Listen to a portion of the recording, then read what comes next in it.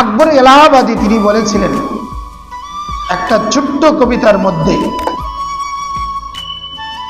সেই কবিতার মর্ম অর্থ হলো যে আজকে শিক্ষার নামে কুশিক্ষায় অপসংস্কৃতি আমাদের মুসলিম সন্তানদেরকে হত্যা করে ফেলা হচ্ছে। যে শিক্ষা আফসোস ফেরাউনও চিন্তা করে নাই। ফেরাউন বাচ্চাদেরকে হত্যা করেছিল যেন তার শত্রু সৃষ্টি না হয়। কি বলেন? তার শত্রু সৃষ্টি বন্ধ করার জন্য ফেরাউন বনি ইসরাইলের শিশু হত্যা শুরু করেছিল। আর আজকে আমাদের মুসলমানদের শিশুদের হত্যা, মুসলিম প্রজন্মকে, মুসলিম যুব সমাজকে যে শিক্ষায় হত্যা করতেছে, যে কুসংস্কৃতি, সংস্কৃতির নামে কুসংস্কৃতি, সভ্যতার নামে অসভ্যতায় আমাদের মুসলিম প্রজন্ম শিশুদেরকে হত্যা করে ফেলতেছে, আফসোস ফেরাউনও সেই চিন্তা করে নাই। বুঝেন নাই মনে হয়? একটা দেশের রাষ্ট্রীয় পরিচালনার জন্য সবচেয়ে বড় আদর্শিক ব্যবস্থা হলো সংবিধান। আমাদের স্বাধীনতার পরে ৭২-এর সংবিধানে, সেই সংবিধান রচিত হয় একটা রাষ্ট্রের সংখ্যাগরিষ্ঠ মানুষদের চিন্তা চেতনা এবং ধর্মীয় অনুভূতি, সভ্যতার সংস্কৃতি দেখে তারপরে সংবিধান রচনা করতে হয়। এই দেশের ৯২% মুসলিম। কথা বলেন না কেন? সংবিধানের মধ্যেও লেখা রাষ্ট্রীয় ধর্ম ইসলাম। এরপরে যা কিছু করা হয়েছে কোনোটাই মুসলমানের ধর্মীয় চেতনার ভিত্তিতে করা হয় নাই। যা কিছু করা হয়েছে সব কিছু ভারতীয়, লন্ডনী, সেই ব্রিটেন, ব্রিটিশ বেনিয়াদের, ইংরেজদের চিন্তা চেতনায় সবকিছু বানানো হয়েছে। 18 বছরের আগে বিবাহ দেওয়া যাবে না, সংবিধানের মধ্যে রয়েছে। বাল্য বিবাহ করানো যাবে না, সংবিধানের মধ্যে রয়েছে। কোনো ধর্মীয় শিক্ষা রাখা যাবে না, সেকুলার শিক্ষায়, ধর্ম নিরপেক্ষতার শিক্ষায় শিক্ষিত করতে হবে। চিন্তা চেতনায়, সংস্কৃতি, সভ্যতা, এগুলো সমাজতান্ত্রিক ব্যবস্থাপনা থাকবে। যে সমাজতান্ত্রিক ব্যবস্থা এবং ধর্ম নিরপেক্ষতা সেটা কুফরি মতবাদ, সেই ধর্ম নিরপেক্ষতা এবং সমাজনীতি অনুযায়ী আমাদের সংবিধানকে সাজানো হয়েছে।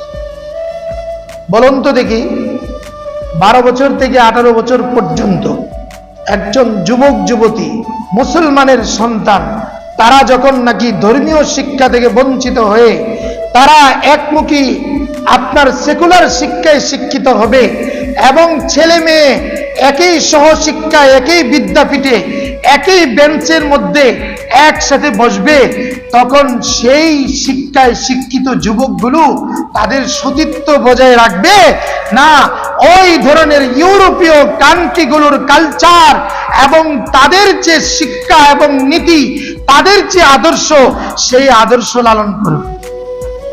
মুসলমানের সন্তান চিনাও যাবে না। কিছুদিন আগে রাজশাহী ভার্সিটির একজন ছাত্র, সে ভার্সিটির যে নাকি প্রধান, তার কাছে লেটার দিল। সেই লেটারের মধ্যে লেখা ছিল যে আমাদেরকে একটা আলাদা রুম রাখা হোক, যেখানে আমরা আমাদের গার্লফ্রেন্ডদের সাথে মেলামেশা করতে পারি, সেটা আলাদা একটা রুমের ব্যবস্থা করা হোক। গতকাল পরশুদিনের একটা পেপারে আপনারা দেখেছেন কিনা, 8টা বিশ্ববিদ্যালয়ে আমাদের দেশের 76% তরুণীরা তারা যৌন নির্যাতনের শিকার। সেটা শুধু ছাত্রদের মাধ্যমে নয়, বরং শিক্ষকের মাধ্যমেও যৌন নিয়মিতভাবে 76% ছাত্রীরা তারা যৌন নির্যাতনের শিকার। কালকের ঘটনা, রাজশাহী বিশ্ববিদ্যালয়ের এক ছাত্র কান্না করে আমাকে বলতেছিলেন, প্রায় যে আপনারা আলেম সমাজ উদ্যোগ নেন যে আমরা এই শিক্ষায় কেন শিক্ষিত হব, আমরা পড়ব না। অনার্স শেষ করে সে মাস্টার্স কমপ্লিট করবে, সে বলতেছে আমি এই শিক্ষায় শিক্ষিত হব না, আমি মাদ্রাসায় পড়ব। কেন পড়ব? কয় আমার চোখে দেখা যে ক্লাসরুমগুলিতে আমরা পড়ালেখা করি, রাত 7টা 8টার পরে 8 জন 10 জন যুবক যুবতী একসাথে মিলে তারা উলঙ্গ হয়ে একে অপরকে ধর্ষণ করে। এটা চায় না বিধায় আমি আপত্তি করেছিলাম, যে ছেলেটা আবেদন করেছে যে আলাদা একটা রুমের ব্যবস্থা করা হোক, শুধু এই কারণে যে যত্রতত্র ধর্ষণ করা হয়, যৌন নিপীড়ন করা হয়, এটা আমাদের সবার চোখে ভালো লাগে না, একটা আলাদা রুমের ব্যবস্থা করা হয়। নাউজুবিল্লাহ একটু বলেন। মেরে ভাই ও দোস্ত, যে শিক্ষায় যৌনতা শিক্ষা দেয়, যে শিক্ষায় পর্দাহীনতার শিক্ষা দেয়, যে শিক্ষায় যুবক যুবতীরা সেই জাহাঙ্গীরনগর বিশ্ববিদ্যালয়ের সেই ছাত্ররা তারা 100 নারীকে ধর্ষণ করে, ছাত্রীকে ধর্ষণ করে তারা সেঞ্চুরির কার্ড দিয়ে সাথীদেরকে আপনার কি করে মিষ্টি বিতরণ করে খাওয়ায়। এই দেশের শিক্ষা ব্যবস্থায় আমাদেরকে কোন দিকে নিয়ে যাচ্ছে একটু চিন্তা করার বিষয়। আমাদের সন্তানগুলোকে, আমাদের ছেলে মেয়েগুলোকে সুশিক্ষায় দিচ্ছি না তাদেরকে অপসংস্কৃতির দিকে ঠেলে দিচ্ছি, জাহান্নামের দিকে ঠেলে দিচ্ছি। হাতে মোজা পরে, বুরকা পরে, কিন্তু ওদের ইতিহাস, ওদের জীবন চরিত্র, এদের হোস্টেলগুলির চরিত্র, এদেরকে যে যদি একটু খালি আপনারা লক্ষ্য করে দেখেন, দেখবেন 80% মেয়েরা তারা গাঁজা খায়, নেশা করে, সিগারেট পান করে, রাতে 1 জন 2 জন নয় 4-5 জন যুবকের সাথে মেলামেশা করে।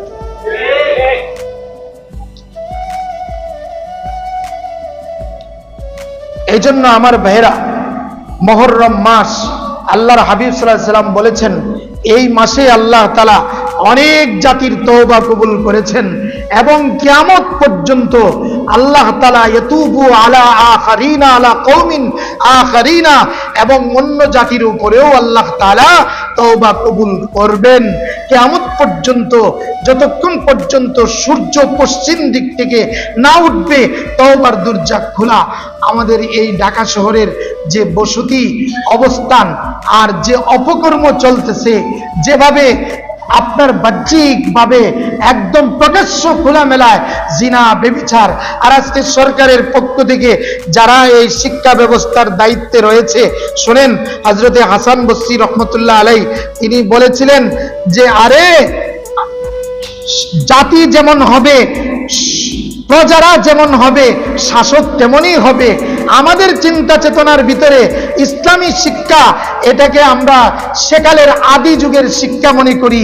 মুসলমানিত্বের শিক্ষাটাকে, এটাকে আমরা কোন ধরনের মুসলমানের শিক্ষাই মনে করি না, ফরজে আইনের শিক্ষা মনে করি না, অথচ এইটাকে আমরা শিক্ষা ব্যবস্থার গণ্ডির ভিতরেও আনি না। যে কয়জন করে, এইজন ডোর শিক্ষক, গৃহ শিক্ষক একজন রাইকা, তারা বাচ্চাদেরকে শুধু কোরআনটা শেখানোর ব্যবস্থা করে, তাও অল্প দামের মৌলবি খুঁজে। এই কথা বলেন না কেন? অথবা হারমোনিয়াম শিক্ষা দেওয়া, আর আজকে আপনারা হারমোনিয়াম দিতে হবে না। দেখেন ওই ধরনের জেনারেল শিক্ষাগুলো নেওয়ার জন্য, আমার আপনার সন্তানগুলোকে ওই দিকে নেওয়ার জন্য তারা এখন ফ্রি ব্যবস্থাপনা। স্কুলে আপনার মেয়ে, আমার মেয়ে, ছেলে পড়ার জন্য বৃত্তি, শুধু উপবৃত্তি নয়, আরো ড্রেস পরা বানানোর জন্য, আরো ব্যবস্থাপনার জন্য তারা বেতনের ব্যবস্থাও করে, টাকা পয়সার ব্যবস্থাও করে।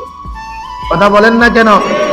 এবং আইন পাস করা হচ্ছে যে প্রত্যেকটা স্কুলের মধ্যে নাচ শেখানোর শিক্ষক দেওয়া হবে। নাউজুবিল্লাহ, একটু আসতে পারেন, আসতে পারেন মুসলমান। আপনার মেয়েকে নাচ শিখাবেন, কোন আকৃতিতে পারেন, কিভাবে দুঃসাহস পেলেন?